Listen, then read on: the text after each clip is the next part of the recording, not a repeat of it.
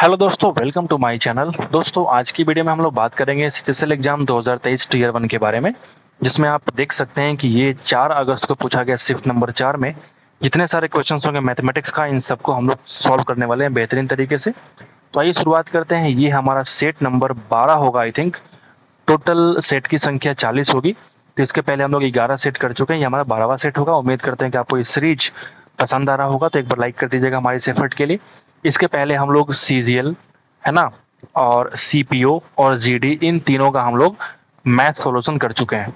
और अगर हम इंग्लिश सॉल्यूशन की बात करें तो सीजीएल, सीपीओ, जीडी और सीएसएल, इन सब का हम लोग इंग्लिश सॉल्यूशन कर चुके हैं पहले से। अगर आपको अच्छा लगे तो आप जाके देख सकते हैं हमारा प्लेलिस्ट में, इसका आपको मिल जाएगा वीडियो, कंप्लीट वीडियो। एक भी कहीं हमने स्किप नहीं किया है, पूरा लाइन से आपको वीडियोस मिल जाएंगे सेट 1 सेट 2 के माध्यम से कंप्लीट वीडियो आपको मिल जाएगी। ठीक है, तो अगर आप एक एसएससी के एस्पिरेंट हैं तो आपके लिए बहुत बेनिफिशियल होगा, क्योंकि मुझे पता है कि एसएससी के एस्पिरेंट के लिए प्रीवियस ईयर सॉल्यूशन कितना इंपॉर्टेंट है, क्योंकि हमने भी एग्जाम 2 बार क्रैक किया है। मैं फिलहाल दिल्ली के अंदर पोस्टेड हूँ, मैं सीजीए अकाउंटेंट हूँ। तो मुझे मालूम है कितना इंपॉर्टेंट है आपके लिए प्रीवियस ईयर सॉल्यूशन। तो उम्मीद करते हैं कि हमारा ये सलाह आपको फायदा करेगा। बाकी आपके ऊपर डिपेंड करता है कि आप किस तरीके से अपने एग्जाम को हैंडल करेंगे। ठीक है, आगे बढ़ते हैं। मेरा काम है आपको थोड़ा गाइड कर देना। आइए आगे बढ़ते हैं, चलते सीधे मैथ्स के सवालों की तरफ। ठीक है मेरे भाई,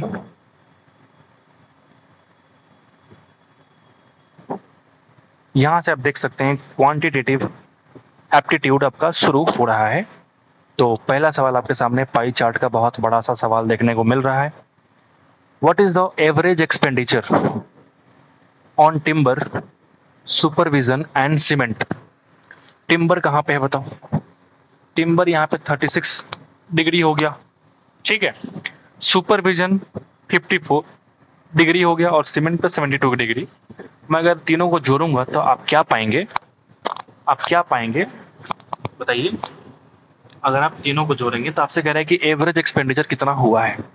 ठीक है, तो अगर आप देखेंगे 72 प्लस 36 108 और प्लस 54 कितना हो जाएगा, तो आप बोलेंगे 162। अगर एवरेज निकालना हो तो बाई 3 कर लो। और आंसर जो है वो किस में है, डिग्री में है कि परसेंटेज में? परसेंटेज में है। तो मैं क्या करूंगा, इनटू कर लो आप 100%। 162 डिग्री बटा 3। तो अगर मैं इसको निकालूं सिंपल तरीके से तो आप देखेंगे 54 डिग्री। ये 54 डिग्री जो होगा मुझे तुलना करना पड़ेगा 360 डिग्री से, और परसेंटेज निकालने के लिए 100 से परसेंट से गुना कर दो आप। बोलो, तो आप देखेंगे ये पूरा पूरा कितने से कट जाएगा। तो ये कट जाएगा 18 तिया 54 और ये कट जाएगा 20 बार में।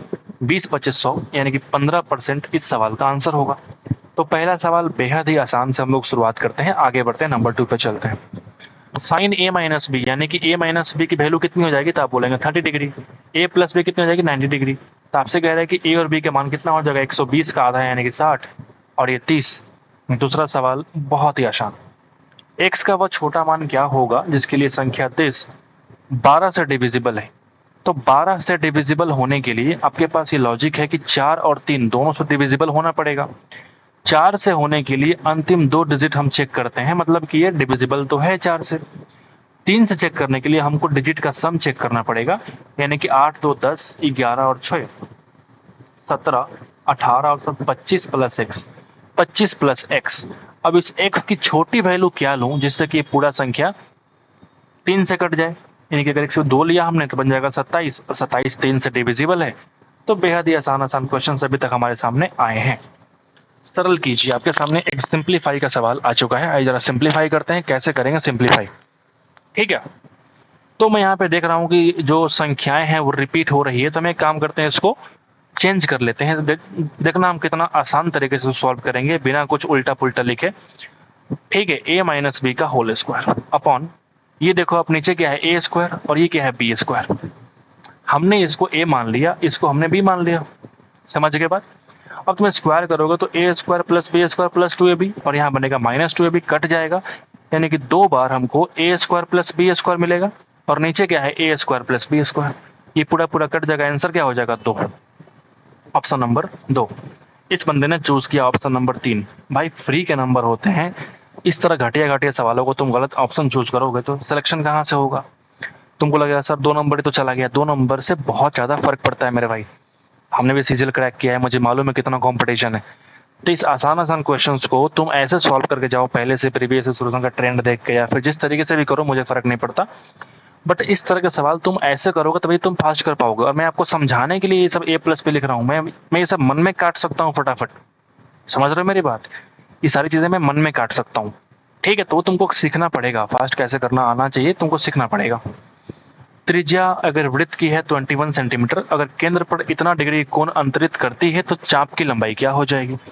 2πr थीटा अपन 360, बोलिए ना। This is the arc length, यही ना होता है। 2πr की वैल्यू 44 होती है कब? जब r की वैल्यू 7 होती है। 3 गुना है तो 3 से गुना कर दो। थीटा की वैल्यू 22.5 इंटू बटा 360। अगर इसको हम 45 से काटेंगे तो 8 बार में कटेगा, यानी उसका आधा है तो 16 बार में कटेगा। बोलिए, यही तरीके हैं सोचने के। 4 से काटो, ये 11, तुम देखोगे 33/4, यानी कि 8.25 सेंटीमीटर स्क्वायर इस सवाल का आंसर हो जाएगा। सॉरी, स्क्वायर क्यों, ये तो आर्क लेंथ है ना, तो स्क्वायर नहीं बल्कि सिंपल सेंटीमीटर। आ जाओ नीचे। 30 छात्रों की जो एवरेज आयु है वो कितना? 12 वर्ष है। 5 छात्रों की जो एवरेज आयु है वो कितना है? तो आप बोलेंगे 10। उन्हीं में से 5 जो है उनमें का एवरेज है वो 14 है, तो बाकी जो 20 बच गए उनका एवरेज क्या है आपसे पूछ रहे हैं, ठीक है? काट दो जरा, 4 1 1 ये 6, तो 12 छक 72 इज इक्वल टू 10 + 14 + 4x, इसको हमने x मान लिया। बोलिए, 24 कम किया तो 48/4 इज इक्वल टू x, यानी कि 12 इस सवाल का आंसर हो जाएगा। बेहद ही घटिया सवाल। वाणिज्य में प्रति कॉलेज छात्रों की औसत संख्या, वाणिज्य में प्रति कॉलेज जो छात्रों की औसत संख्या है, कॉलेज 2 में प्रति विषय छात्रों की संख्या के बीच का अंतर कितना है आपको बताना है। तो एक तरफ तुम इन सबको जोड़ दो और फिर एवरेज निकालो, यानी कि 2200, 2400, 4600 और 2200, 6800 और 3200, 10,000 और 50-50, यानी कि 10,100 बटा हमने कर दिया 4, ये एवरेज वैल्यू है। बोलिए, हमको अंतर निकालना है, फिर किस में से? तो आप बोलेंगे कॉलेज 2 में इन सबको तुम जोड़ के एवरेज निकालो, एवरेज निकालो। तो 18, 17, 3500 और 2400 कितना हो जाएगा? 39 और 20, 5900, और बटा कर लो 4, बटा कर लो 4, ये तो अंतर आपको निकालना है। तो कितने का फर्क पड़ेगा? तो आप बोलेंगे 4200, बटा कितना हो जाएगा? 4। ओहो, माय मिस्टेक, ये 4 नहीं है, 3 ही वैल्यू है ना, तो बटा क्या हो जाएगा? 3। अच्छा, फिर तो मुश्किल हो गया जो घटाव करना। कोई बात नहीं, मुश्किल क्यों होगा, ये तो हम काट ही सकते हैं, तो काटो जरा। 4 से 2 5, ठीक है, 1 0, फिर से 2, फिर से 5, 25 25, ठीक है। अगर तुम 3 से काटोगे तो कितना आ जाएगा? 1, फिर 9, फिर 2 0 यानी कि 6, फिर 2 0 यानी कि 6.6, ऐसा कुछ आने वाला, ऐसा कुछ आने वाला, मतलब 6 7 मान लो इस चीज को, 6 7, ठीक है। तो अगर तुम, ये 0.00 है, तो 0.00 में से 0.67 कम करोगे तो 0.33 आने वाला है। इन तीनों में कहीं नहीं है, option number 1 is the required answer. बाकी तुम माइनस कर लो, इस सवाल का आंसर निकाल। दिए गए राज्यों केंद्र शासित प्रदेशों में किस राज्य या प्रदेश में सबसे कम छात्र विदेश गए हैं? ठीक है, सबसे कम छात्र विदेश गए हैं आपको बताना है, ठीक है। तो तुम एक काम करो, इन सबको जोड़ो, ठीक है। जो सबसे कम वैल्यू आएगा वही इस सवाल का आंसर हो जाएगा। तो ये आपसे सिंपली जोड़ने के लिए कह रहा है, ठीक है। आगे बढ़ जाते हैं। एक निश्चित राशि का चक्रवृद्धि ब्याज पर वार्षिक रूप से संयोजित 10% की दर से 2 वर्ष की अवधि के लिए निवेश किया गया। समान राशि का समान अवधि के लिए समान ब्याज दर पर साधारण ब्याज पर निवेश किया गया। चक्रवृद्धि ब्याज और ब्याज का जो अंतर है 200 रुपया है, तो यहाँ से 21% मिलेगा और यहाँ से 20% मिलेगा। अंतर कितना? 1%। उसकी वैल्यू है कितना? तो आप बोलेंगे 200, तो 100% की वैल्यू 20,000, और ये इस सवाल का आंसर हो जाएगा। एक आदमी अपनी मासिक आय का 30% किराए पे खर्च करता है। देखना जरा कितना हम शॉर्टकट कर इसको करेंगे। ये सवाल बहुत अच्छा पूछता है हमेशा। 30% किराए पे खर्च कर दिया, शेष राशि का 15% वो भोजन पे खर्च किया, मतलब फूड पे कितना हो जाएगा, शेष का 15, 70 बचा हुआ है, तो 70 का 15% 10.5%। बोलिए बोलिए। अब शेष रह गई राशि का 35% वह अन्य सभी खर्चों के लिए इस्तेमाल करता है। अदर मान लिया हमने कि जो शेष बच गया, शेष उसका 35%। तो यहां से तुम इन दोनों को तुम जोड़ोगे तो ये 40.5% खर्च हो गया, यानी ये बचा हुआ है 59.5% बचा हुआ है। अब ये कह रहा है कि 59.5 का तुम 35% लेके चलो, अदर पे खर्च किया, यानी 59.5% का मैं ये कह सकता हूं कि 65% सेव किया उसने। बोली, सेव किया उसने। मैं पॉइंट में जाना नहीं चाहता हूं, समझ के बाद। तो उसके पास इतना राशि शेष है, मतलब मैं कह सकता हूं कि 162,435, ये मान लिया हमने 65% का हिसाब है, इंटू 100। फिर याद आया कि नहीं, ये 100 के बराबर नहीं, बल्कि ये एक्चुअल में 59.5% था, और उसके मुझे मासिक आय निकालनी है। अब अगर मैं 100 करूंगा तो ये तुम्हारा एक्चुअल इनकम निकल के आ जाएगा। समझ गए बात, समझ गए बात। तो इससे फायदा क्या हुआ कि मैं वहां पे जो डेसिमल पॉइंट आने वाला था उससे मैं बच गया, बच गया। समझ गए बात, ओके। आओ जरा काटें। तो अगर इस पॉइंट को यहां से हटाएंगे तो या फिर ऐसा लिख सकते हैं, 60 दूना 120, तो ये बन जाएगा 119, और ऊपर हम 2 लिख रहा हूं। समझ गए, सही है ना। 17 सते 119, 17 से कटना पड़ेगा, ठीक है। 17 नवे 153, 9 4 25 85, 83, 17 चौका 68। नहीं कट रहा है क्या, नहीं कट रहा है क्या भाई। 17 नवे 153, 9 4 17 25 85, 9 3,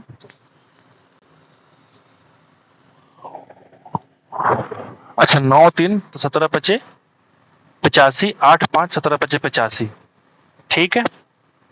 तो 7 से कट रहा है क्या, बताओ। 1 2 3 4 5 42, 3 से 7 से भी कट रहा है। तो अगर तुम 7 से काटोगे तो कितना हो जाएगा बताओ। 1 3 21, 4 5 7 छक 42, 7 पचे 35। ये 13 से कटने वाला है, 13 एकम 13, 13 पचे 65, और 13 पचे 65, ये कट जाएगा भैया 21। अच्छा जी, तो 21 दूना 42, डबल जीरो डबल जीरो, इस सवाल का आंसर हो जाएगा, इसका इनकम है। समझ गए बात। तो यहाँ से फायदा क्या हुआ कि मैं पॉइंट वाइंट करने से बच गया, पॉइंट में गुना भाग करने से बच गया। आगे बढ़े। क्रमिक छूट है तो एकल छूट क्या होगा। अगर हम 10 और 20 की बात करें तो 10 20 30 माइनस 2 यानी कि 28।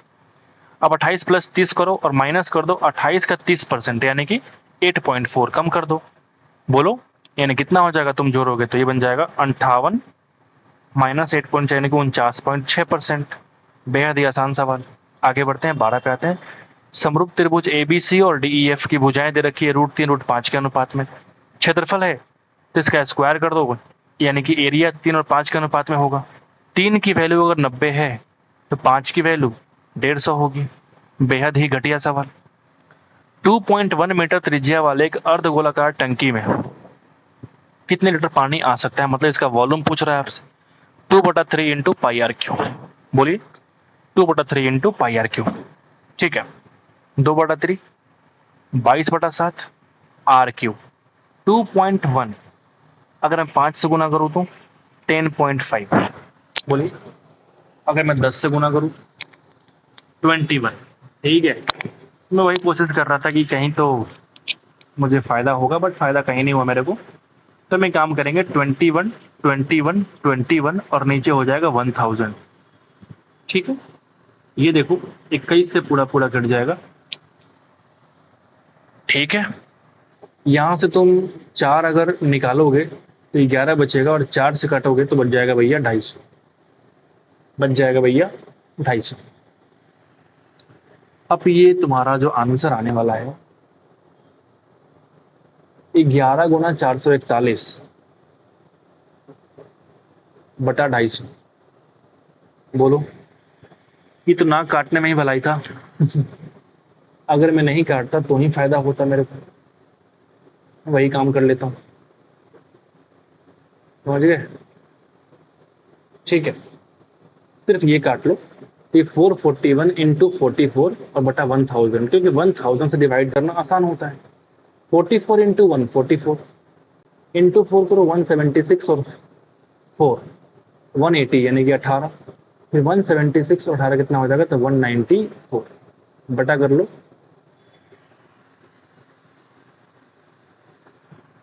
1000। ठीक है, अब यहाँ पे तुम्हारा 1000 तो आ रहा है। ठीक है, इतना मीटर क्यूब। अब या तो तुम्हारा ये आंसर हो सकता है, लेकिन सवाल आपसे ये पूछ रहा है कि कितना लीटर पानी आएगा। यानी आपने पढ़ा होगा कि 1 मीटर क्यूब में 1000 लीटर होते हैं। ठीक है, और 1 सेंटीमीटर क्यूब में 1 लीटर होते हैं। आप चाहो तो इसको लिख सकते हो अगर आपको याद नहीं होगा तो 1000 के बदले 1 मीटर क्यूब, यानी मुझे 1000 से गुणा करना पड़ेगा। बताइए, 1000 से मुझे गुणा करना पड़ेगा ताकि मेरा आंसर क्या हो जाए, लीटर में निकल के आ जाए। 19404 लीटर इस सवाल का आंसर हो जाएगा। तो ये बढ़िया सवाल है आपके लिए। आगे बढ़ जाते हैं। ठीक है, एक खिलौना कार का अंकित मूल्य 600 रुपया, 4% की छूट दिया फिर भी 28% का लाभ हुआ, तो क्रय मूल्य ज्ञात कीजिए। ये क्या हो गया भाई? ठीक है, तो 600 रुपया उसका अंकित मूल्य है, 4% छूट दिया मतलब 100 की वस्तु को 96 में बेचा। अब तुम्हारा ये सेलिंग प्राइस हो गया, इस पे आपको 28% का लाभ हुआ, इंटू 100 करोगे तो ये तुम्हारा एक्चुअल में क्या निकल जाएगा, सीपी। बोलिए, 2 जीरो यहाँ से, 2 जीरो यहाँ से, 16 छक 96, 16 आठे 128। बोलिए, 4 दूना 8, और यहाँ से भी और यहाँ से भी काटोगे 4 निकालने के लिए, 3 3 बचेगा और ये कट जाएगा 50, यानी कि 9 बचे 45, 450 क्या है इसका कॉस्ट प्राइस। ये तो बहुत ही आसान सवाल होते हैं भैया। बोलिए, यहां तक पहुंचना है, तुम क्या करो, इसको तुम क्यूब कर दो, इसको तुम क्यूब कर दो, तो क्या बचेगा, ए क्यूब यानी कि 8x cube plus 27y cube plus 3ab, 3 3 के 9 दूना 18 xy, और a प्लस बी यानी कि उसका वैल्यू कितना हो जाएगा, तो आप बोलेंगे 4, यानी कि इंटू कर लेंगे हम 4 इज इक्वल टू 4 का क्यूब यानी कि 64। बोलिए, मुझे इतने का वैल्यू निकालना है, तो इसको भेज दो उस साइड, यानी कितना हो जाएगा 64 माइनस 18 चौक 72 इंटू एक्स वाई, 18 चौक 72 इंटू एक्स वाई। सही है ना? लेकिन तुम यहाँ पे देखोगे मेरे पास एक्स वाई की वैल्यू तो नहीं मालूम है, तो हम एक काम करेंगे, इन दोनों का इस्तेमाल करके, इन दोनों का इस्तेमाल करके किसका, एक इसका और इसका, हम निकालेंगे एक्स वाई की वैल्यू। तो इस बार तुम क्या करोगे, स्क्वायर कर दोगे, तो बन जाएगा 4x square plus 9y square plus 2xy, यानी कि 3 दूना 6 दूना 12 into X Y is equal to 16। इसकी वैल्यू कितनी है, तो आप बोलेंगे 64, भेज दो उस साइड, यानी कि 12xy की वैल्यू बन जाएगी -48, यानी कि xy की वैल्यू आ चुकी है -4। xy की वैल्यू कितनी हो जाएगी, -4। अब यहाँ तुम रख दो -4, यानी कि 64 माइनस इंटू माइनस प्लस 72 गुना 4 288।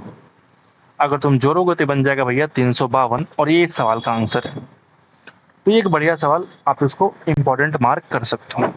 आगे बढ़ते, इसको आपको सरल करना है। जब सरल करना है तो हम एक काम करते हैं ना, किसी एक को हम जीरो पे पुट करते हैं। मान लो हमने अगर आंसर तुम्हारा ए में है, तो हम बी और सी को जीरो पटक देते हैं पहले। तो किसी एक को पहले रखो, दोनों रखा है हमने तो नीचे जीरो हो जाएगा, पॉसिबल नहीं है। तो सी को हम जीरो कर दिया हमने, ये जीरो हो गया, फिर ये भी जीरो हो गया। अब यहाँ देखो, ए स्क्वायर प्लस बी स्क्वायर का स्क्वायर माइनस ए स्क्वायर माइनस बी स्क्वायर का स्क्वायर अपॉन बी स्क्वायर। ठीक है, अब यहाँ देखो हम क्या करेंगे, अगर a प्लस बी का स्क्वायर और ये है a माइनस बी का स्क्वायर, या फिर अगर इस पूरे को हम a मान लें और इस पूरे को हम b मान लें, तो a square minus B square यानी कि a plus B into A minus B करना पड़ेगा। जब a प्लस बी करेंगे तो b कट जाएगा यानी कि 2 इंटू ए स्क्वायर। बोलिए, a plus B into A minus B करो तो उस केस में 2 into B square upon B square cut जाएगा, आंसर क्या हो जाएगा 4 into A square. Option number 2 इस सवाल का आंसर होगा। इस बंदे ने चूज किया ऑप्शन नंबर 3। भाई ये सारे सवाल फ्री के नंबर होते हैं, तुम बस थोड़ा सा एग्जाम के पहले प्रैक्टिस करके जाओगे ना, ये सारा सवाल तुम्हें छूटेगा नहीं, बाद में अफसोस नहीं करोगे, फिर सिलेक्शन हो जाएगा। 2, 3, 5 नंबर बहुत बड़े फर्क डालते हैं, इस बात को तुम दिमाग में डाल के चलो। और अगर तुमको ये सब चीज़ें फर्क नहीं डालती है तो तुम याद रखो, अगर तुम्हारे तैयारी को 2 साल हो चुके हैं, 2 साल और होने वाले हैं, और आगे चलकर तुम यही सोचोगे कि मुझे इस तरह का सवाल नहीं छोड़ने हैं। मेरी गारंटी है इस बात को। तो उस बात को तुम आगे समझ के अभी समझ जाओ तो ज़्यादा फायदा करेगा। ए की वैल्यू अगर दिस और बी की वैल्यू दिस, तो आपसे कह रहा है A square minus B square upon this की वैल्यू क्या हो जाएगी। ये थोड़ा मुश्किल तो होने वाला है, बट कोई बात नहीं, हम इसको क्या करेंगे, वैल्यू पुट कर देंगे ताकि आसान थोड़ा बन जाए। तो हम ए की वैल्यू को पटकते हैं 45। तो ए हमारा बनने वाला है 1 प्लस 1 अपन रूट 2, और बी हमारा बनने वाला है 1 अपन 1 माइनस रूट 2। इसको आगे बढ़ाएंगे तो रूट 2 प्लस 1 बाई रूट 2, और ये बनेगा रूट 2 माइनस 1 बाई रूट 2। अब यहाँ से मैं काम कर सकता हूँ, अगर मैं ए बी वैल्यू निकालना है मेरे को ए बी का, तो मैं क्या करूँगा, A B is equal to इन दोनों का मल्टीप्लीकेशन, यानी कि ए प्लस बी और ए माइनस बी, यानी कि 1 अपन 1 माइनस 2 यानी कि 1 अपन 2 आने वाला है। ठीक है, 1 अपन 2 आ गया। ठीक है, मुझे ए स्क्वायर और बी स्क्वायर भी निकालना है, तो मैं यहाँ से क्या करूँगा, आगे बढ़ूंगा और यहाँ पे ए स्क्वायर की वैल्यू निकालने वाला हूँ मैं। ए स्क्वायर यानी कि ए प्लस बी का स्क्वायर 2 प्लस 1 3, अब प्लस 2 रूट 2 अपन 2 का स्क्वायर 2। बी स्क्वायर निकालो तो 3 माइनस 2 रूट 2 अपन 2। आसान है ना। अब तो वैल्यू पुटिंग करना है। अगर मुझे ए स्क्वायर माइनस बी स्क्वायर करना है तो माइनस वाला प्लस और प्लस वाला माइनस, यानी कि माइनस बी स्क्वायर निकालने के लिए ये माइनस और ये प्लस। बोलिए ना, बोलिए ना, ये माइनस और वो प्लस। ठीक है, अब यहां तुम देखोगे, अगर तुम इन दोनों को जोड़ोगे तो ये और ये कट जाएगा, क्या बचेगा 4 रूट 2 बाई 2। क्या बचेगा 4 रूट 2 बाई 2, और minus 4 into root A B यानी कि 1 अपॉन रूट 2। बोलिए, रूट 2 से तुम काटोगे तो ये बनेगा 2 रूट 2, 2 से काटोगे तो ये बनेगा 2 रूट 2, तो 2 रूट 2 माइनस 2 रूट 2 कितना हो जाएगा भैया, आंसर हो जाएगा 0। तो इस तरीके से वैल्यू पुटिंग करके बेहद ही आसान तरीके से आप इस सवाल को कर पाएंगे, वरना बहुत मुश्किल होने वाला है। ठीक है, आगे बढ़। तृतीय समानुपाती क्या हो जाएगा। तृतीय निकालना हो, सेकंड वाले को रिपीट करो, थर्ड वाले को x मानो। इन दोनों में देखो 1:8 का रेशियो, तो यहाँ भी 1:8 यानी कि 12 8 96, तो 107 इस सवाल का आंसर हो जाएगा। एक नाव जो है धारा के प्रतिकूल एक दूरी को तय करने में 11 घंटे लेती है। धारा के प्रतिकूल एक दूरी को तय करने में 11 घंटे लेती है, और धारा के अनुकूल समान दूरी तय करने में 5 घंटे लेती है। यदि स्थिर चल में नाव की चाल दिस 2 इंटीजर 2/9 मीटर पर सेकंड, धारा की चाल कितनी होगी तो आपको बतानी है। धारा की चाल कितनी होगी आपको बतानी है। डिस्टेंस मान लिया हमने वो d है। बोलिए, तो अगर धारा की दिशा में जाएगा तो 5 घंटे, यानी कि 9 दूना 18 2 20/9 मीटर पर सेकेंड, यानी कि 20/9। ठीक है, हम एक काम करते हैं ना, चूंकि यहाँ पे जो टाइम है वो 11 घंटा यानी कि आवर में है, और यहाँ पे जो पूछ रहा है आपसे किलोमीटर पर आवर में पूछ रहा है, तो क्यों ना हम एक काम करें कि इस 20/9 मीटर को हम कन्वर्ट कर लेते हैं किलोमीटर पर आवर में, यानी कि 18/5 में कन्वर्ट करो। ठीक है, तो कितना हो जाएगा बताओ, 9 गुणा 2 5 चौका 20, यानी कि 8 किलोमीटर पर आवर बोल सकते हैं। अब यहाँ तुम देखो डी से अगर तुम तुलना करोगे तो क्या हो जाएगा बताओ, 8 प्लस y मान लिया हमने नाव की चाल, धारा की चाल, तो ये टाइम आ रहा है भैया 5 के बराबर।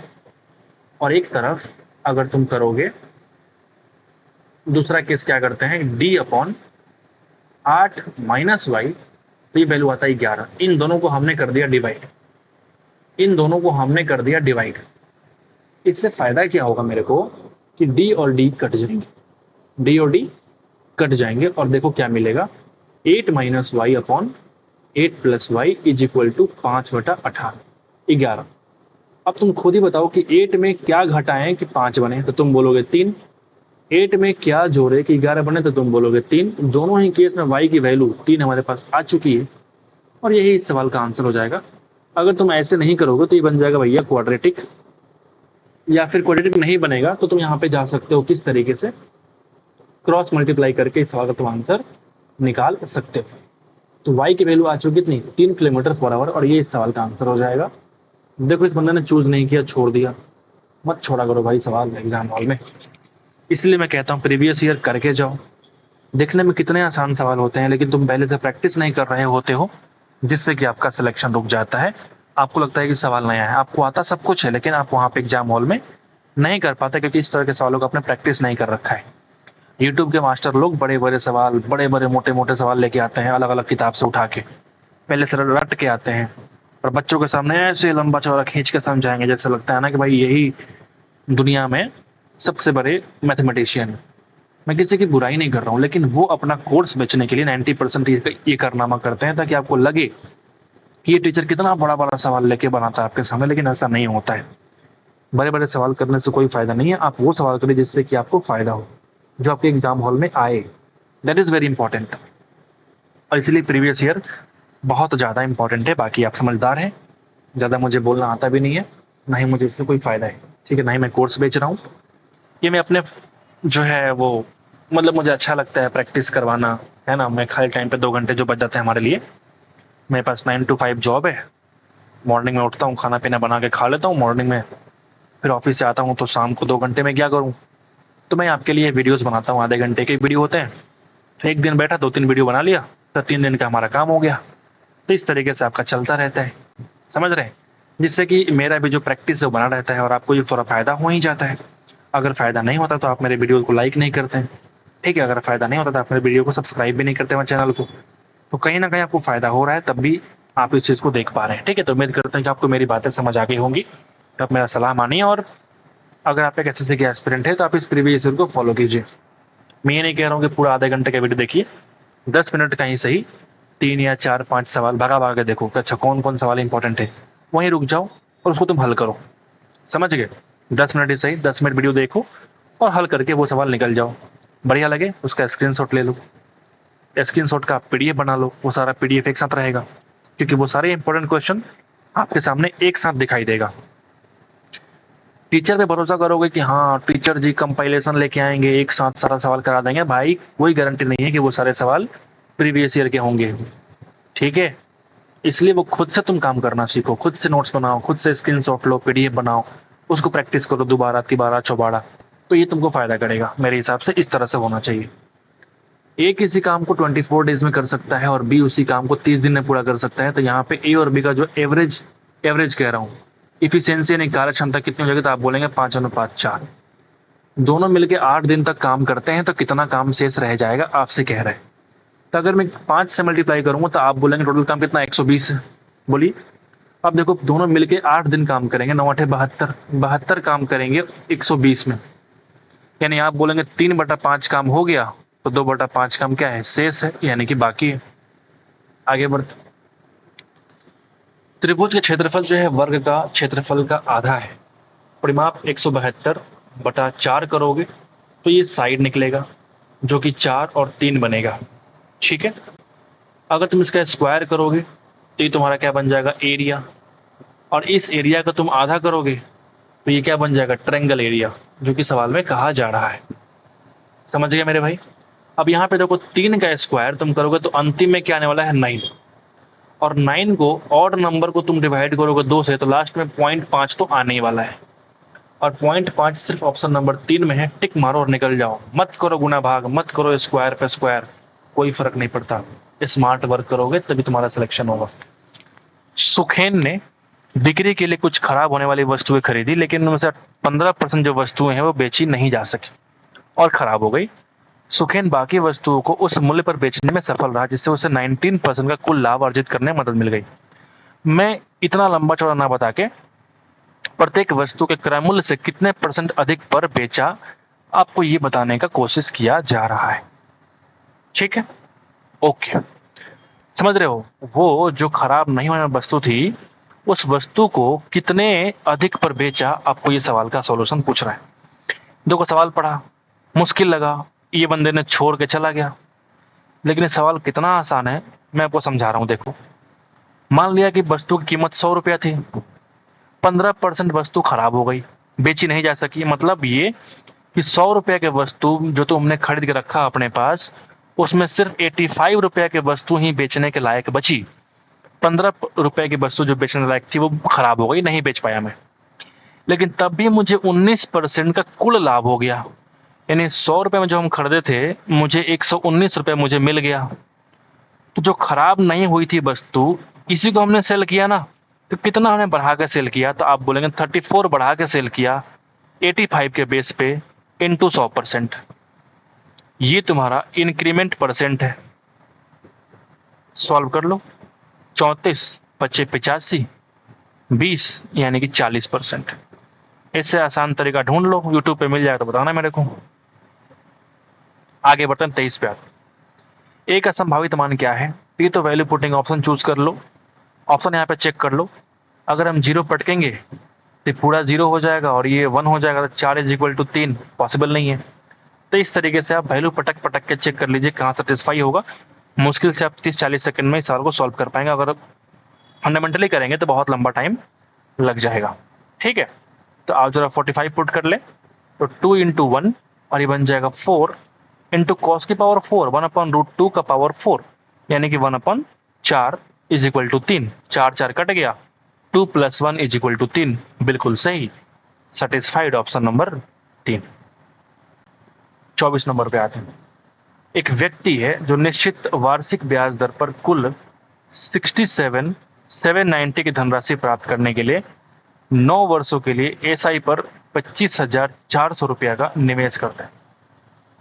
ठीक है, उपरोक्त धनराशि प्राप्त करने के लिए ब्याज दर कितनी होनी चाहिए आपको निकालना है, दशमलव के 2 स्थान तक सन्निकट। ठीक है, मतलब ये सिंपल इंटरेस्ट है। तो आप इतना अगर धनराशि प्राप्त करेगा तो इसका ब्याज कितना होगा बताओ? तो आप बोलेंगे 67790 माइनस, एक माइनस यहाँ करो, 25,400, बोलो ये बन जाएगा 390 और ये बन जाएगा 2 और ये 4, यानी कि 42,390 उसने क्या कर दिया? ब्याज। ठीक है, 42,390। पी की वैल्यू कितनी थी? तो आप बोलेंगे 25,400। आर हमको निकालना है और टाइम कितना? 9 बरस, इंटू कर लो 100%। बोलिए, 2 जीरो 2 जीरो काट लो, बोलो। और यहाँ पे अगर तुम 2 से काटोगे तो कट जाएगा 211,905, ये बन जाएगा 127। यानी आर की वैल्यू अगर तुम निकालोगे तो ये आएगा 211,905 बटा 127 इंटू 9। ठीक है ना, 9 से ये पूरा पूरा कटना चाहिए। 9 दूना 18, 3 1, 9 3 27, 4 9, 9 5 45, 9 5 45। ठीक है, अब ये संख्या ना 3 से कट रही, ना 4 5 6 7 से भी नहीं कट रही, 8 9 से भी नहीं कट रही, 10 11 से भी नहीं कट रही, 12 13, पता नहीं चल रहा कितने से कटेगा।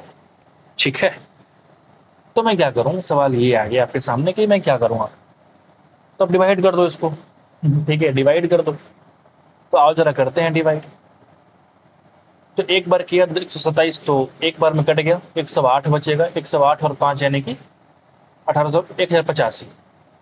127 इंटू अगर तुम 8 करोगे तो 12 8 96, 7 8 56, यानी कि 960 और 56 1011, सॉरी 1016, ऐसा कुछ बनेगा तुम्हारा 18 बार में, 18 पॉइंट, और यहाँ बचेगा तुम्हारा पर 69, डेसिमल लगाया 0 आ गया।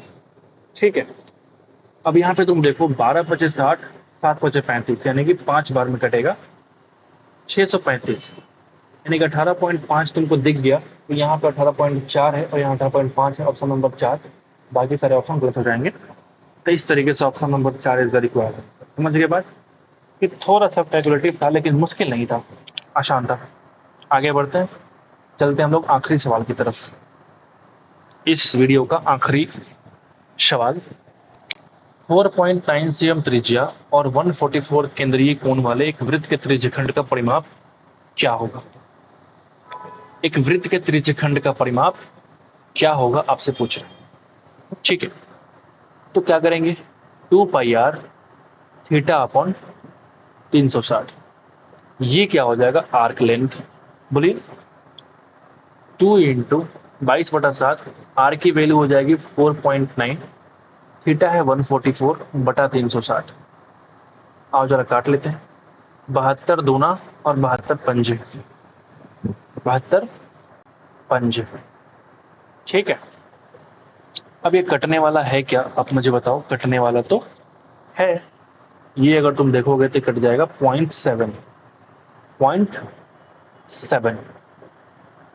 ठीक है, ये बन जाएगा 44 गुना 2 यानी कि 88 गुना 0.7/5। 8 सत्ते 56, 5 56 5 61, 616 और बटा 5, ये बन जाएगा 12 पॉइंट, मैंने मिस्टेक कर दिया क्या, 2πr त्रिज्यखंड का परिमाप अगर आपको निकालना है। ओहो, आपसे पूछ रहा है त्रिज्यखंड की लंबाई और हम निकाल रहे हैं क्या, बताइए, आर्क की लंबाई। मैं भी आपको समझा रहा हूं। ठीक है, तो ये आ जाएगा आपका 112 और ये 116 यानी कि 12.8 सेंटीमीटर, ये तुम्हारा आर्क लेंथ है। अब तुम बोलोगे यहाँ पे किसी का आंसर तो 12.8 है ही नहीं, तो अब यहाँ पे असली गेम शुरू होता है। देखो जरा, अगर मैं यहाँ पे सर्कल ड्रॉ करूं, ठीक है, ये अगर सेंटर है तो ये देखो, अगर मैं ऐसे ड्रॉ करूं, ये तुम्हारा अगर 144 डिग्री है, तो ये जो 12.8 आया है, ये यहां से लेकर के इसकी जो लंबाई है ना, इसकी लंबाई आ गई है 12.8, और रेडियस कितना है, तो आप बोलेंगे 4.9। ये कितना है, 4.9। का परिमाप का मतलब क्या होता है, पूरा माप, पूरा माप, यानी कि 12.8 में मुझे 4.9 4.9 यानी कि आपको 9.8 आपको जोड़ना पड़ेगा, 9.8 आपको जोड़ना पड़ेगा।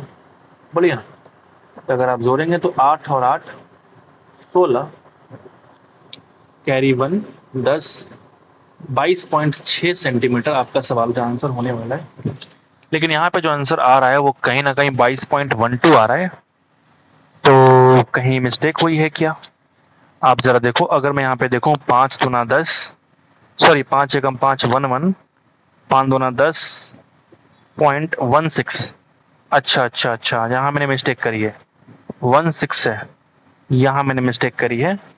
अब मैं अभी कर देता हूँ, तो कितना हो जाएगा, 16 का मतलब 5 दिया 15 और 5 दूना, ये चीज़ तुम्हारे पास आपका आंसर। ठीक है, बढ़िया, मैंने मिस्टेक किया थोड़ा सा, तो ये आपका हो जाएगा 12.32 और ये बन जाएगा 12.32 प्लस 9.8। तो अगर तुम जोड़ोगे तो कितना बन जाएगा बताओ, ये बन जाएगा आपका 22.12 सेंटीमीटर, और ये तुम्हारा क्या हो जाएगा, लेंथ ऑफ त्रिज्यखंड, और ये इस सवाल का आंसर हो जाएगा। Option number 2 is the required, option number 3 is the required answer हो जाएगा इस तरीके से। तो उम्मीद करते हैं कि आपको समझ में आ गया होगा। आखिरी सवाल आपके लिए इंपॉर्टेंट है, बढ़िया है। ठीक है, तो मिलते हैं आपसे अगले वीडियो में, तब तक के लिए थैंक यू सो मच मेरे भाई। पढ़ते रहिए जब तक आपका सिलेक्शन नहीं हो जाए। मेरे बेस्ट विशेष आप सभी के साथ। Thank you so much.